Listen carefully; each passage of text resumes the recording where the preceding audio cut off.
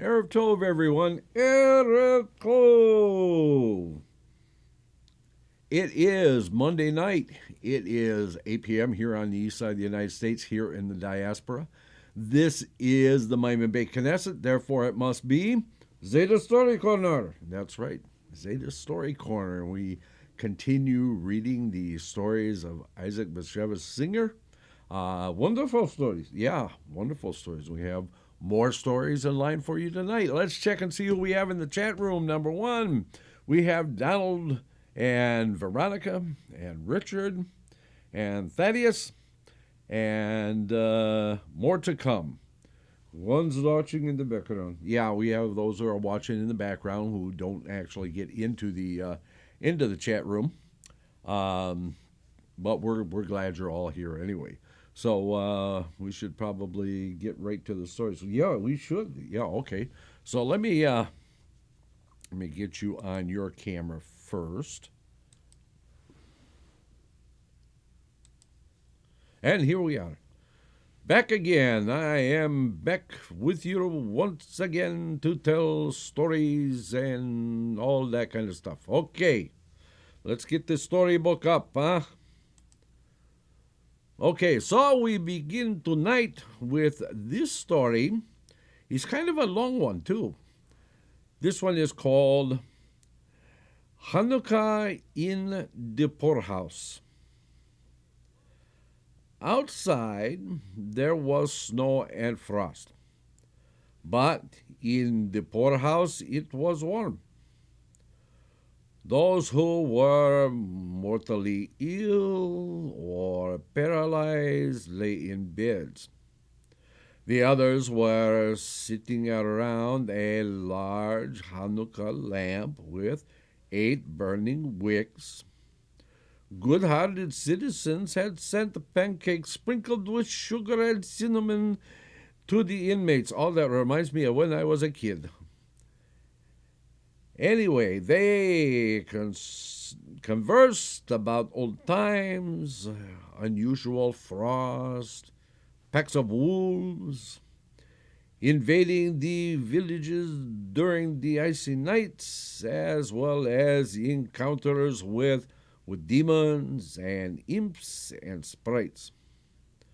Among the paupers sat an old man, a stranger who had arrived only 2 days before.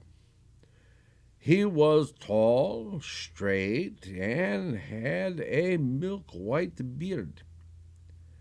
He didn't look older than 70, but when the warden of the poorhouse asked his age, he pondered a while, counted on his fingers, and said, on Passover, I will be 92. No evil eye should befall you, the others called out in unison. When you lived, you get older, not younger, the old man said. One could hear from his pronunciation that he was not from Poland, but from Russia. For an hour or so, he listened to stories which the other people told, while looking intensely at the Hanukkah lights.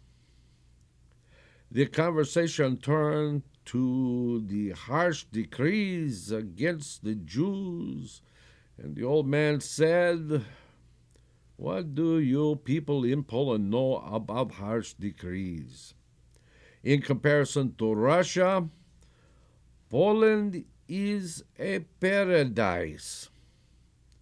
"Are you from Russia?" someone asked him. "Yes, Vitebsk." "What are you doing here?" another one asked. "Well, when you wander, you come to all kinds of places," the old man replied. "You seem to speak in riddles," an old woman said. "My life was one great riddle." The warden of the poorhouse, who stood nearby, said, I can see that this man has a story to tell. If you have the patience to listen, the old man said. Here we must have patience, the warden replied. It is a story about Hanukkah, said the old man. Come closer, because I like to talk, not shout. They all moved their stools closer, and the old man began. First, let me tell you, my name is Yaakov, but my parents called me Yankele. The Russians turned Yankele into Yasha. I mention the Russians because I am one of those who are called the captured ones. When I was a child, Tsar Nicholas I, Pui.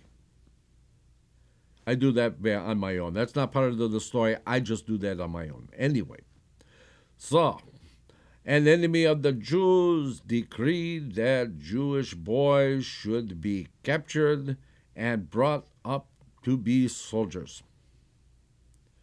The decree was aimed at Russian Jews, not at Polish ones. It created a turmoil. The child catchers would barge into a house or into a cheder where the boy studied, catch a boy as if he were some kind of animal, and send him away deep into Russia, sometimes as far as Siberia. He was not drafted immediately. First, he was given to a peasant in the village where he would grow up, and then, when he was of age, he was taken into the army. He had to learn Russian and forget his Jewishness. Often he was forced to convert to the Greek Orthodox faith. The peasant made him work on Shabbat and eat pork. Many boys died from the bad treatment and from the yearning for their parents. Since the law stipulated that no one who was married could be drafted for military service, the Jews often married little boys to little girls to save the youngsters from being captured.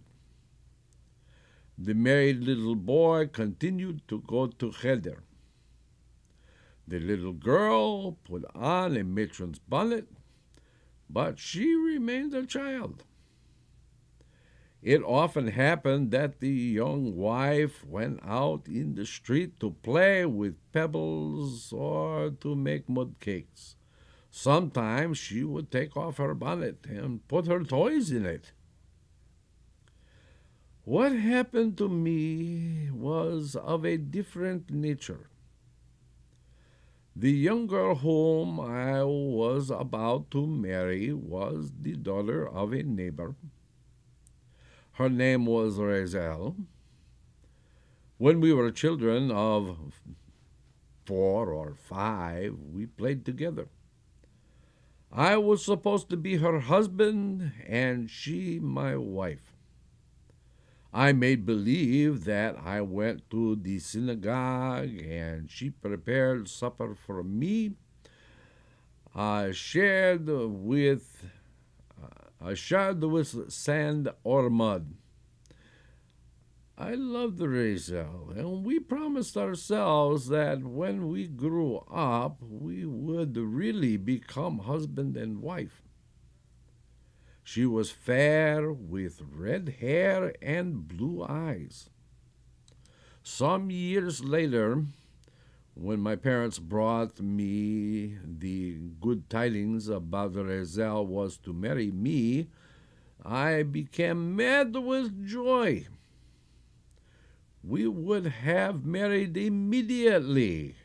However, Razel's mother insisted on preparing a trousseau for the 8-year-old bride, even though she knew she would grow out of it in no time. Well, 3 days before our wedding, two Cossacks broke into our house in the middle of the night, tore me from my bed, and forced me to follow them. My mother fainted. My father tried to save me, but they slapped him so hard he lost 2 teeth. It was on the second night of Hanukkah. The next day, the captured boys were led into the synagogue to take an oath that they would serve the Tsar faithfully. Half of the townspeople gathered before the synagogue. Men and women were crying, and in the crowd I saw Razel. In all misery, I managed to call out, "Razel, I will come back for you." And she called back, "Yankele, I will wait for you." If I want to tell you what I went through, I could write a book of 1,000 pages. They drove me somewhat deep into Russia.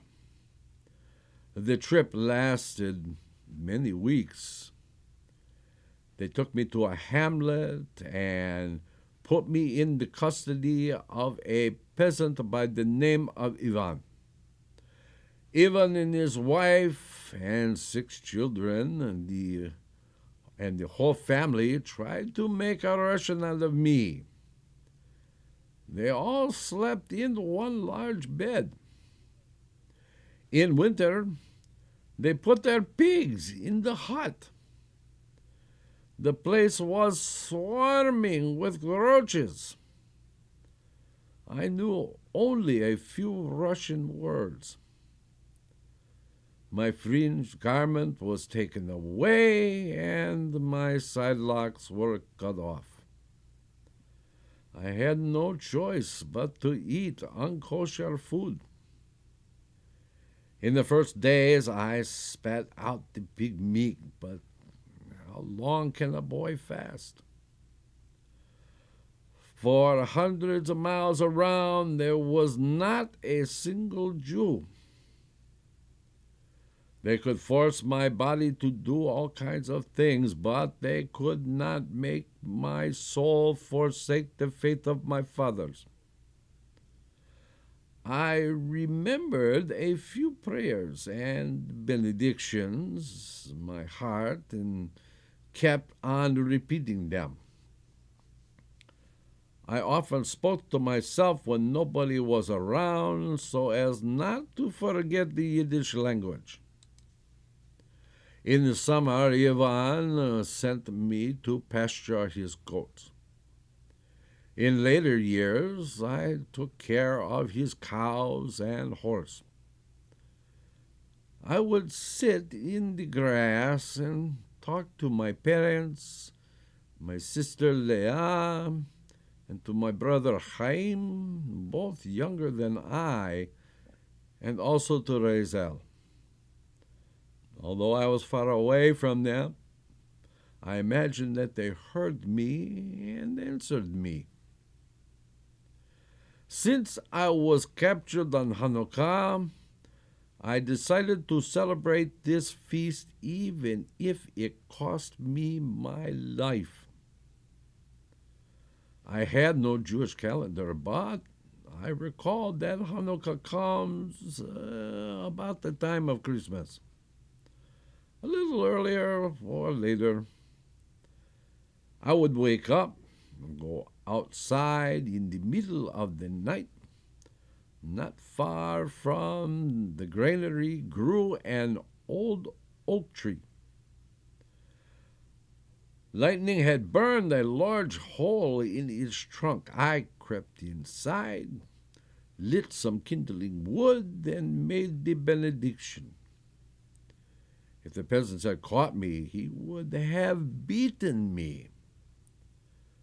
But he slept like a bear.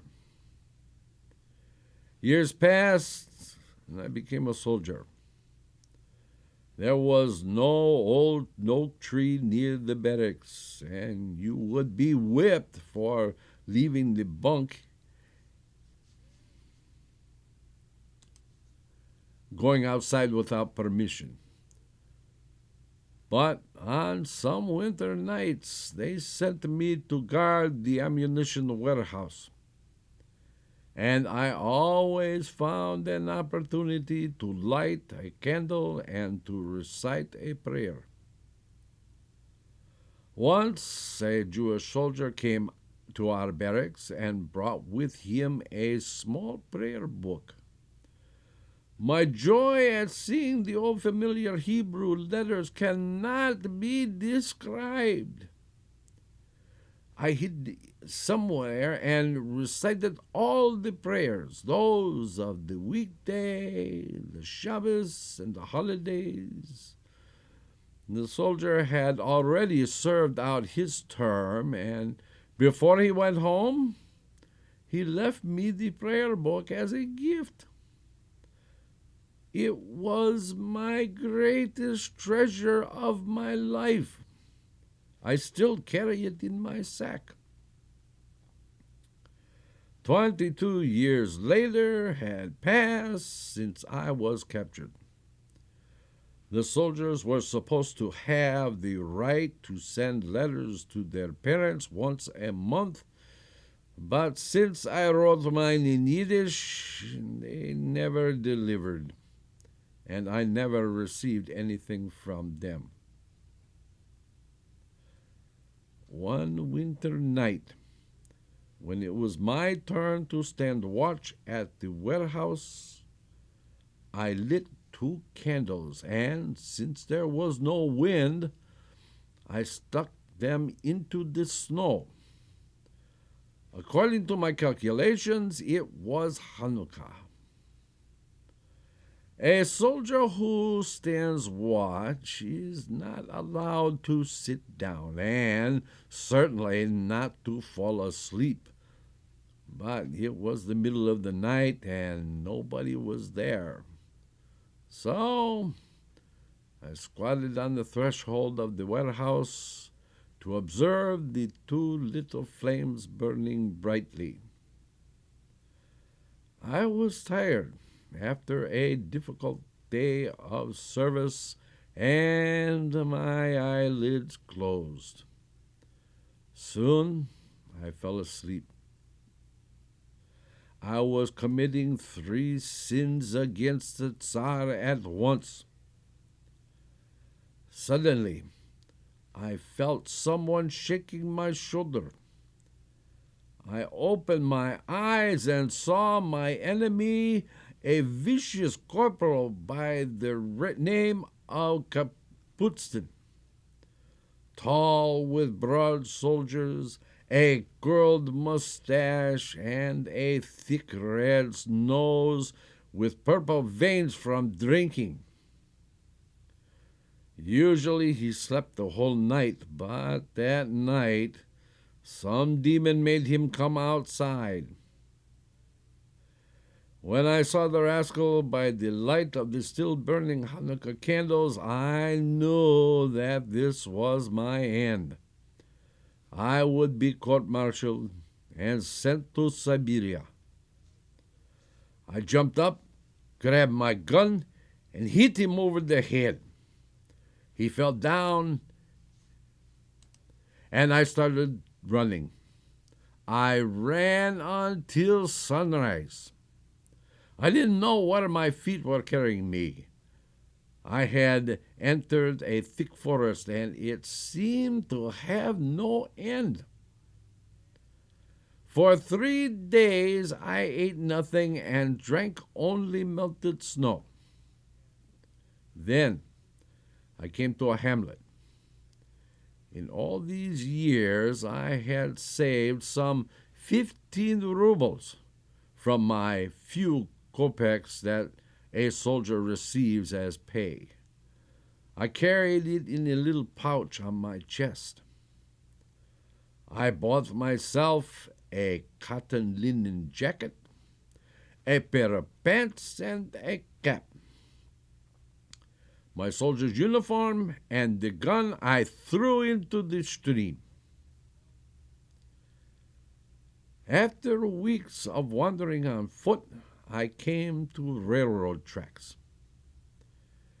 A freight train carrying logs and moving slowly was heading south. It had almost 100 cars. I jumped on one of them.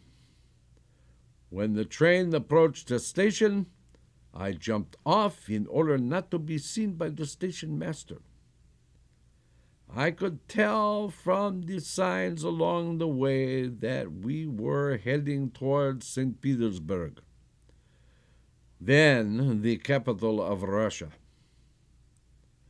At some stations, the train stood for many hours, and I went into the town or village and begged for a slice of bread. The Russians had robbed me of my best years, and I had the right to take some food from them, and so I arrived in Petersburg. There, I found a rich Jew, and when I told them of my predicament, they let me rest for a few weeks and provided me with warm clothes and a fare to return to my hometown Vitebsk. I had grown a beard, and no one would have recognized me. Still, I come home to my family. Using my real name was dangerous because I would be arrested as a deserter. The train arrived in Vitebsk at dawn. The winter was about to end. The smell of spring was in the air. A few stations before Vitebsk, Jewish passengers entered my car, and from their talk I learned that it was Purim. I remember that this holiday, it was the custom for poor young men to put on masks and to disguise themselves as silly King Ahasuerus, or the righteous Mordecai, or the cruel Haman, or his vicious wife Zeresh. Toward evening, they went from house to house, singing songs and performing scenes from the book of Esther. And the people gave them a few groschen. I remained at the railroad station until late in the morning. And then I went into town and bought myself a mask of Haman with a high red triangular hat made from paper, as well as a paper sword. I was afraid that I might be recognized by some townspeople after all, and I did not want to shock my old parents with my sudden appearance. Since I was tired, I went to the poorhouse. The poorhouse warden asked me where I came from, and I gave him the name of some faraway city. The poor and the sick had gotten chicken soup and challah from the wealthy citizens. I ate a delicious meal, even a slice of cake, washed down by a glass of tea. After sunset, I put on the mask of the wicked Haman, hung my paper sword at my side, and walked towards our old house. And we're going to stop right there and take out a break. And then, when we come back, we'll find out what happened to this poor boy. So, stay tuned, and we will be back in 6. Let's all go to the lobby. Let's all go to the lobby. Let's all go to the lobby to get ourselves a treat. Delicious things to eat. The popcorn can't be beat. The sparkling drinks are just dandy. The chocolate bars and the candy. So let's all go to the lobby to get ourselves a treat. Let's all go to the lobby to get ourselves a treat. It's intermission time, folks, so hurry, hurry, hurry. Step right over to our refreshment center for the most extravagant array of refreshment goodies ever assembled under one roof. Enjoy breathtaking, mouth-watering goodies, everything from a snack to a delicious full meal. At our refreshment center, you'll find a large variety of goodies to satisfy your hunger, your thirst, or your sweet tooth. So hurry, hurry, hurry. Visit our refreshment center now. The show starts in 5 minutes.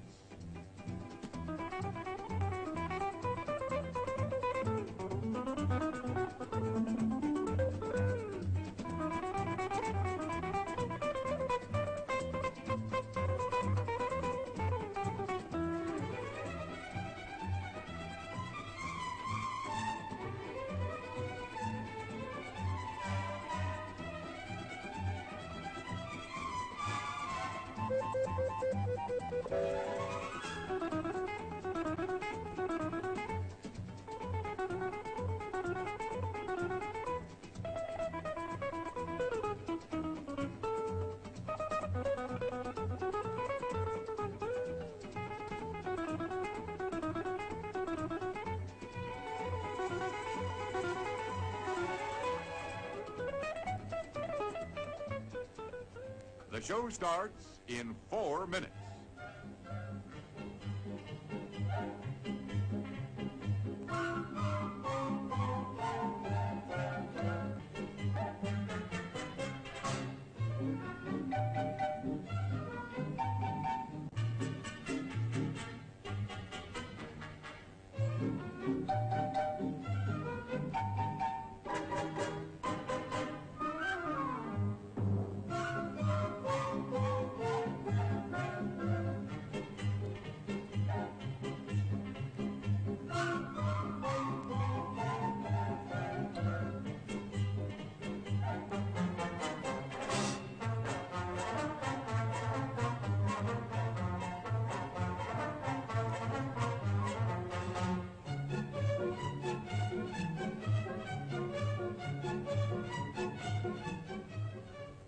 The show starts in 3 minutes.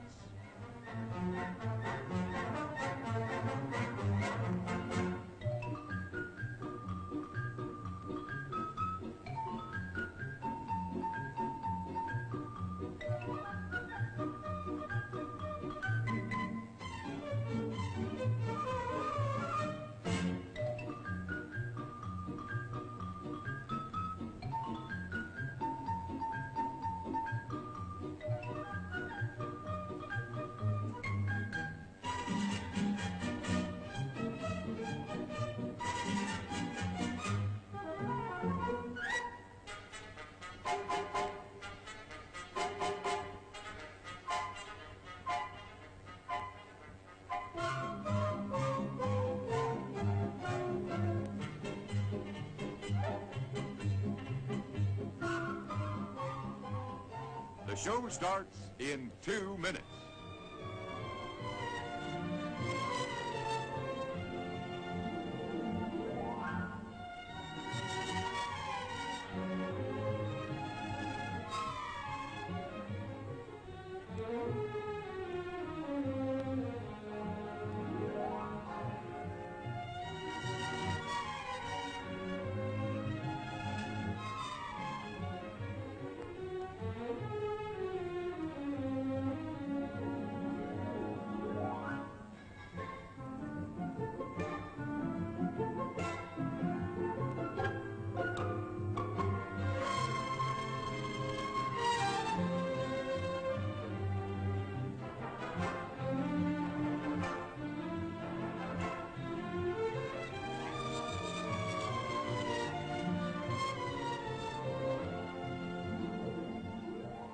The show starts in 1 minute.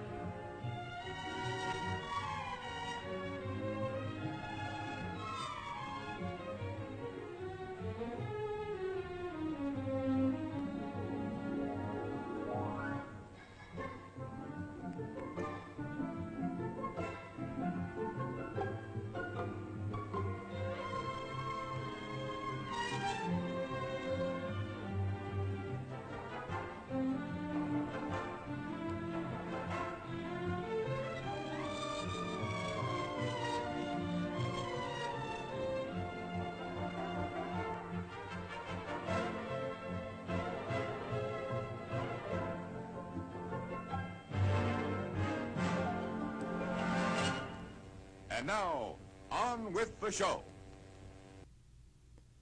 And we are back, just as we promised. Okay, let us get back to the story.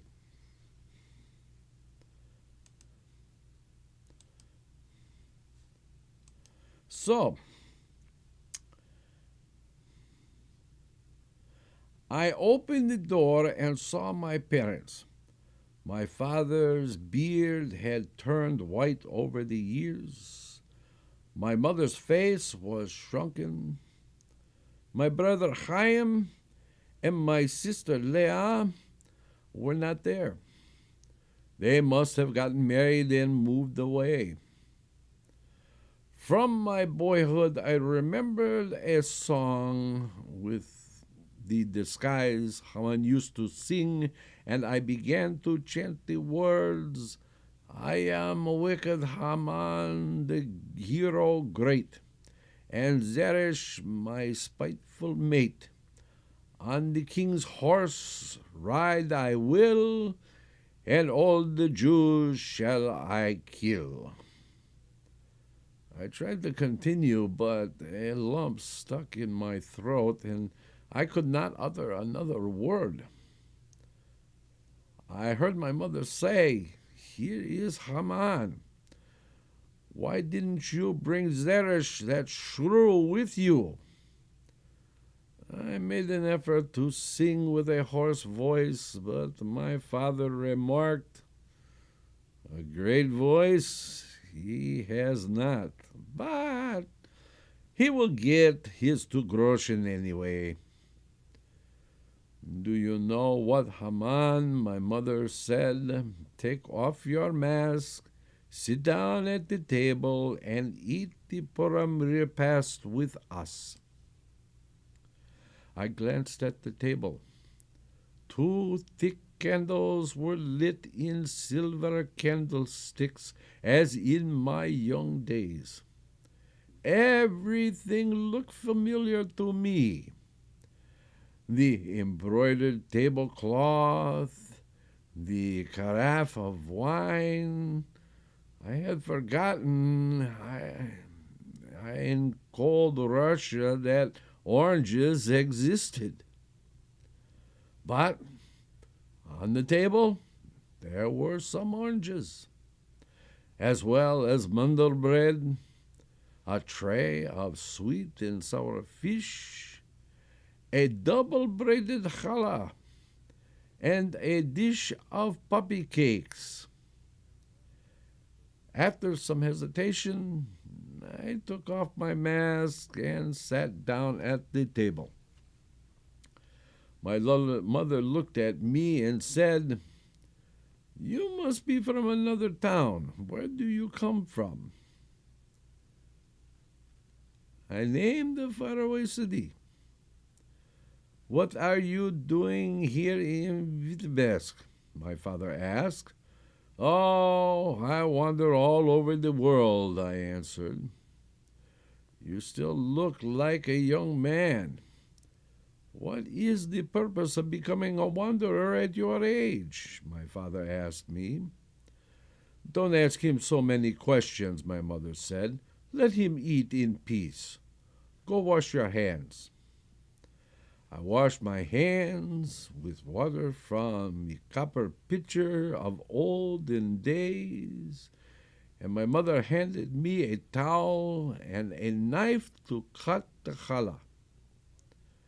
The handle was made of mother of pearl and embossed with the words Holy Sabbath. Then she brought me a plate of kreplach filled with mincemeat. I asked my parents if they had children, and my mother began to talk about my brother Chaim and my sister Leah. Both lived in other towns with their families. My parents didn't mention my name, but I could see my mother's upper lip trembling. Then she burst out crying, and my father reproached her. "Are you crying again? Today is a holiday." "I won't cry any more," my mother apologized. My father handed her his kerchief and said to me, "We had another son, but he got lost like a stone in the water." In Heder, I had studied the book of Genesis and the story of Joseph and his brothers. I wanted to cry out to my parents, "I am your son," but I was afraid that the surprise would cause my frail mother to faint. My father also looked exhausted. Gradually, he began to tell me what happened on that Hanukkah night when the Cossacks captured his son Yonkele. I asked, what happened to his bride-to-be? And my father said, for years she refused to marry, hoping that our Yonkele would return. Finally, her parents persuaded her to get engaged again. She was about to be married when she caught typhoid fever and died. She died from yearning for our Yonkele, my mother interjected. The day the murderous Cossacks captured him, she began to pine away. She died with Yonkele's name on her lips. My mother again burst out crying, and my father said, "Enough. According to the law, we should praise God for our misfortunes as well as for our good fortunes." That night, I gradually revealed to my parents who I was. First, I told my father, and then he prepared my mother for the good news. After all this sobbing and kissing and embraces were over, we began to speak about my future. I could not stay at home under my real name. The police would have found out about me and arrested me. We decided that I could stay and live in the house only as a relative from some distant place.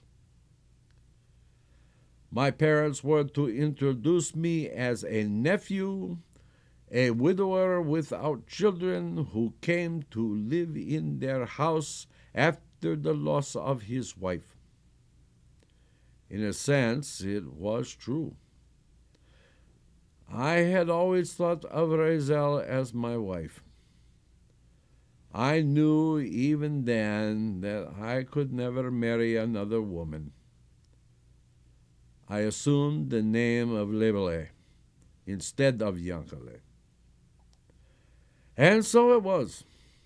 When the matchmakers heard that I was without a wife, they became busy with marriage propositions. However, I told them all that I loved my wife too much to exchange her for another woman.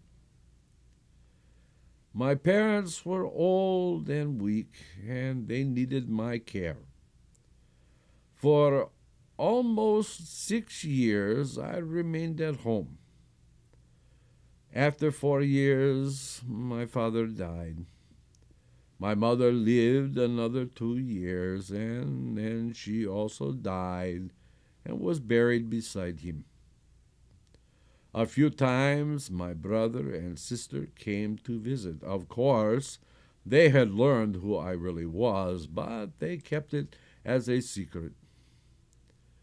These were the happiest years of my adult life. Every night I went to sleep in a bed at home instead of a bunk bed in a barracks, and every day when I went to pray in the synagogue, I thanked God for being rescued from the hands of tyrants. After my parents' deaths, I had no reason to remain in Vitebsk. I was thinking of learning a trade and settling down somewhere, but it made no sense to stay in one place all by myself. I began to wander from town to town. Wherever I went, I stopped at the poorhouse and helped the poor and the sick. All my possessions are in this sack. As I told you, I still carry the prayer book that the soldier gave me some 60-odd years ago, as well as my parents' Hanukkah lamp. Sometimes, when I am on the road and feel especially downhearted, I hide in the forest, light the Hanukkah candles, even though it is not Hanukkah. At night, the moment I close my eyes, Razel is with me. She is young, and she wears a white silk bridal gown her parents had prepared for her trousseau. She pours oil into a magnificent Hanukkah lamp, and I light the candles with a long torch. Sometimes the whole sky turns into an otherworldly Hanukkah lamp with the stars as its lights. I told my dreams to a rabbi, and he said, "Love comes from the soul, and the soul radiates light." I know that when my time comes, Razel's soul will wait for me in heaven. Well, it's time to go to sleep. Good night. A happy Hanukkah. What a lovely story that is, huh? Okay. This one I like a lot. This one is very funny, and I hope you like it as much as I do. This one is called Shrewd Toddy and Laser the Miser. In the village somewhere in the Ukraine, speaking of the Ukraine, there lived a poor man called Toddy. Toddy had a wife, Shindel, and 7 children, but he could never earn enough to feed them properly. He tried many trades, failing in all of them. It was said of Toddy that if he decided to deal in candles, the sun would never set. He was nicknamed Shrewd Toddy because whenever he managed to make some money, it was always through trickery. This winter was a especially cold one. The snowfall was heavy, and Toddy had no money to buy wood for the stove. His 7 children stayed in bed all day to keep warm. When the frost burns outside, hunger is stronger than ever. But Scheindel's larder was empty. She reproached Toddy bitterly, wailing, "If you can't feed your wife and your children, I will go to the rabbi and get a divorce." "And what will you do with it? Eat it?" Toddy retorted. In the same village there lived a rich man named Lazar. Because of his stinginess, he was known as Lazar the Miser. He permitted his wife to bake bread only once in 4 weeks because he had discovered that fresh bread is eaten up more quickly than stale. Toddy had more than once gone to Lazar for a loan of a few gulden, but Lazar had always replied, "I sleep better when the money lies in my strong box rather than in your pocket." Lazar had a goat, but he never fed her.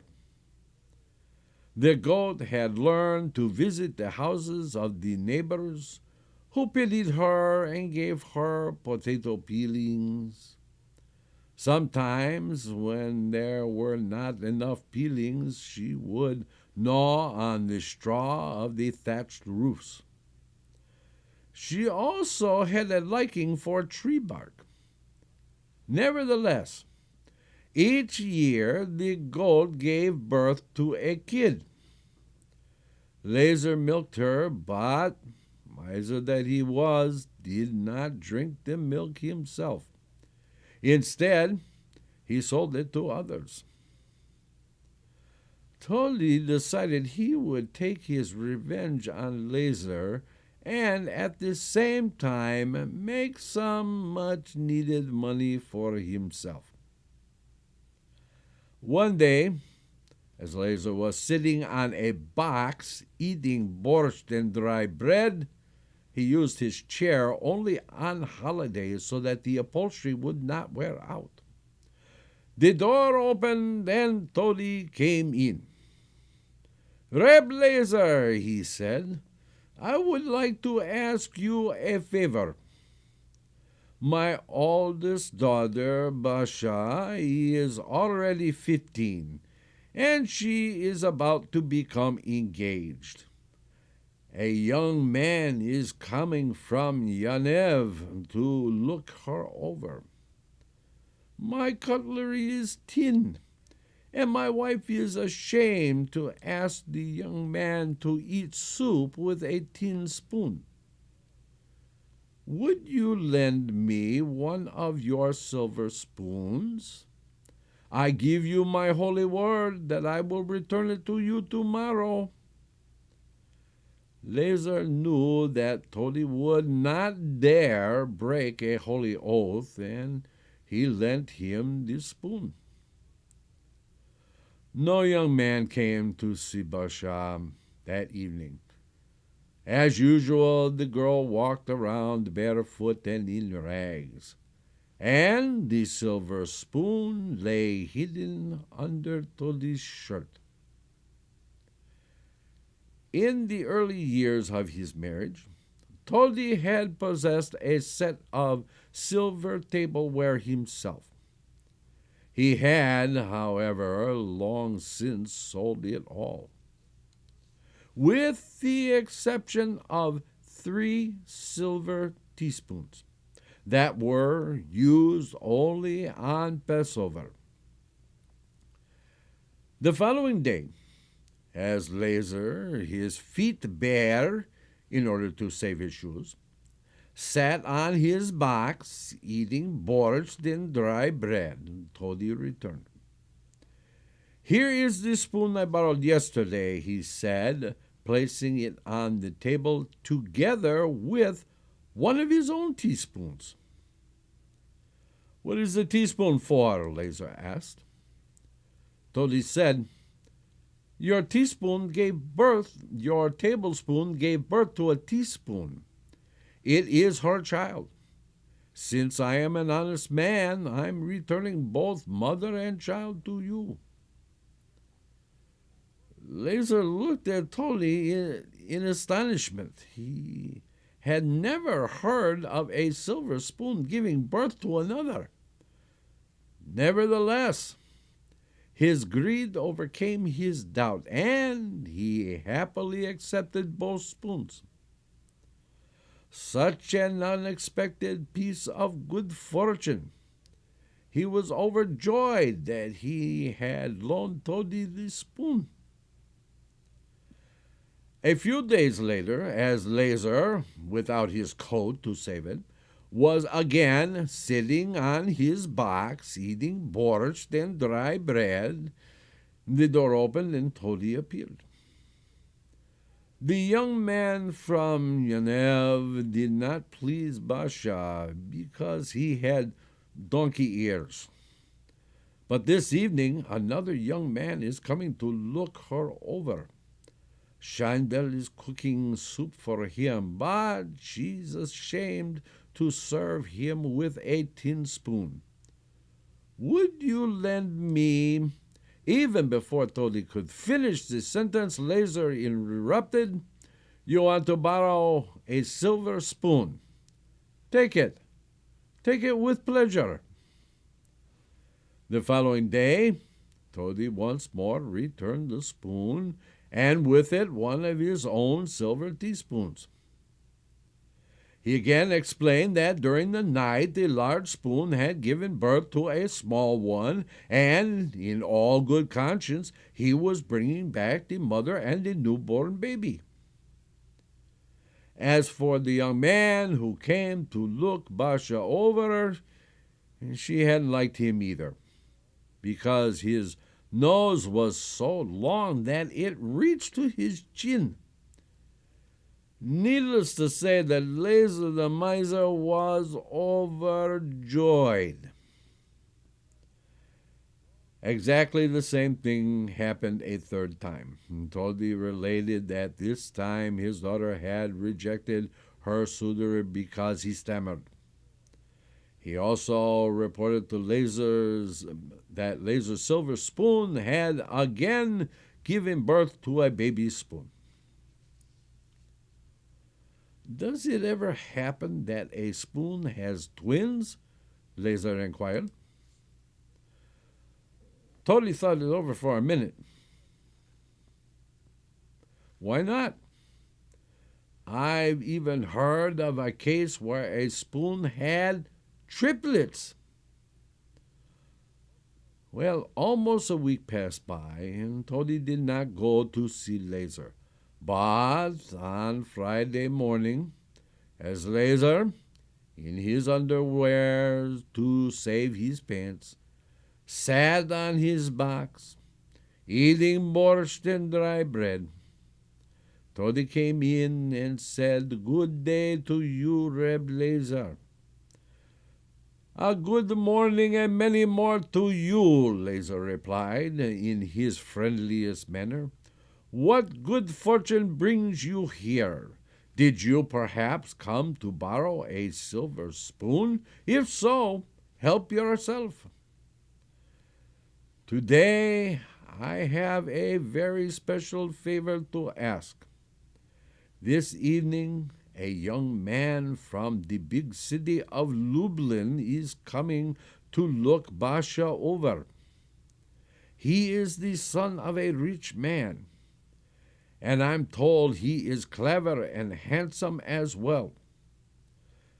Not only do I need a silver spoon, but since he will remain with us over Shabbat, I need a pair of silver candlesticks, because mine are brass, and my wife is ashamed to place them on the Sabbath table. Would you lend me your candlesticks? Immediately after Shabbat, I will return them to you." Silver candlesticks are of great value, and Laser the miser hesitated, but only for a moment. Remembering his good fortune with the spoons, he said, I have 8 silver candlesticks in my house. Take them all. I know you will return them just as you say. And if it should happen that any of them give birth, I have no doubt that you will be honest as you have been in the past. Certainly, Tody said. Let's hope for the best. The silver spoon Tody hid beneath his shirt as usual. But, taking the candlesticks, he went directly to a merchant, sold them for a considerable sum, and brought the money to Shandel. When Shandel saw so much money, she demanded to know where he had gotten such a treasure. When I went out, a cow flew over our roof and dropped a dozen silver eggs, Tody replied. I sold them, and here is the money. I've never heard of a cow flying over a roof and laying silver eggs, Shandel said doubtingly. Well, there's always a first time, Tody answered. If you don't want the money, give it back to me. There'll be no talk of giving it back, Shandel said. She knew that her husband was full of cunning tricks, but when the children are hungry and the larder is empty, it is better not to ask too many questions. Shandel went to the marketplace and bought meat, fish, white flour, and even some nuts and raisins for a pudding. And since a lot of money still remained, she bought shoes and clothes for the children. It was a very gay Shabbat in Tody's house. The boys sang and the girls danced. When the children asked their father where he had gotten the money, he replied, It is forbidden to mention money during the Sabbath. Sunday, as Lazer, barefoot and almost naked to save his clothes, sat on his box, finishing up his dry crust of bread with borscht. Tody arrived and handed him his silver spoon, said, It's too bad. This time your spoon did not give birth to a baby. What about the candlesticks? Lazer inquired anxiously. Tody sighed deeply. The candlesticks died. Lazer got up from his box so hastily that he overturned his plate of borscht. You fool! How can a candlestick die? He screamed. If spoons can give birth, candlesticks can die. Lazer raised a great hue and cry and had Tody called before the rabbi. When the rabbi heard both sides of the story, he burst out laughing. It serves you right, he said to Lazer. If you hadn't chosen to believe that spoons give birth, now you would not be forced to believe that your candlesticks died. But it's all nonsense, Lazer objected. Did you not expect the candlesticks to give birth to other candlesticks? The rabbi said admonishingly. If you can accept nonsense when it brings you profit, you must also accept nonsense when it brings you loss. And he dismissed the case. The following day, when Lazer the miser's wife brought him his borscht and dry bread, Lazer said to her, I will eat only the bread. Borscht is too expensive a food, even without sour cream. The story of the silver spoons gave birth and the candlesticks that died spread quickly throughout the town. All the people enjoyed Toli's victory and Laser the miser's defeat. The shoemakers and tailors' apprentices, as was their custom whenever there was an important happening, made up a song about it. Laser, put your grief aside. What if your candlesticks have died? You're the richest man on earth, with silver spoons that can give birth, and silver eggs as living proof of flying cows above your roof. Don't sit there eating crust of bread. To silver grandsons look ahead. However, time passed, and Laser's silver spoons never gave birth again. And that, my friends, is the end of that story and the end of our time together tonight. I hope that you will be here tomorrow night for the Rabbis Discuss, and then on Wednesday for the Torah Study in Depth, and then Friday night for Kabbalat and Ma'ariv Shabbat, and Shabbat for Shachrit and Musaf. And then right back here on Monday at 8 p.m. Eastern for more stories on Zeyde's Story Corner. Until then, everyone, we simply say, Laila Tov.